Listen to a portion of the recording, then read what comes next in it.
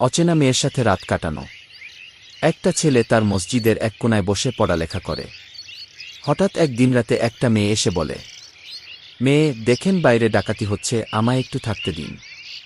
ডাকাতি থেমে গেলেই আমি চলে যাব। ছেলে দেখেন আমি এখানে একা থেকে পড়ালেখা করি। আপনার সাথে আমাকে যদি কেউ দেখে তাহলে আমাকে তাড়িয়ে দেবে। তার চেয়ে আপনি বরং চলে যান।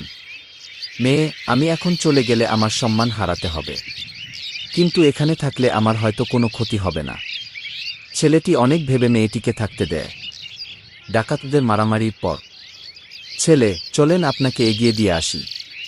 মেয়ে, এত রাতে আমি যাব না, আমি সকাল হলেই চলে যাব। ছেলে, আপনার সাথে কেউ দেখলে আমার ক্ষতি হবে। মেয়েটি কিছুতেই যেতে রাজি হল না।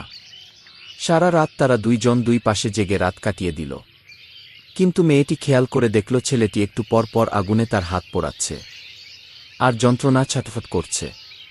কিছুক্ষণ পর পর সে একই ঘটনার পুনরাবৃত্তি করছে। আয়ান দেওয়ার আগে, ছেলে চলেন, আর থাকা যাবে না, আপনাকে পৌঁছে দিয়ে আসি। মেয়ে, যাব, তার আগে বলেন একটু পর পর আপনি আগুনে হাত পোড়াচ্ছিলেন কেন?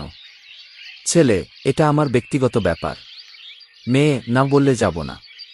ছেলে, যখনই আপনার উপর আমার কুনজর আসছিল তখনই আমি হাত পুড়িয়ে বলছিলাম, এ আগুন জাহান্নামের আগুনের কয়েক হাজার ভাগের এক ভাগ মাত্র।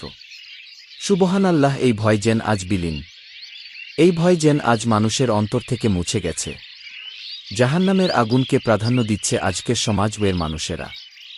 হে আল্লাহ, আমরা মহাপাপী, আমাদের সঠিক পথ দেখাও।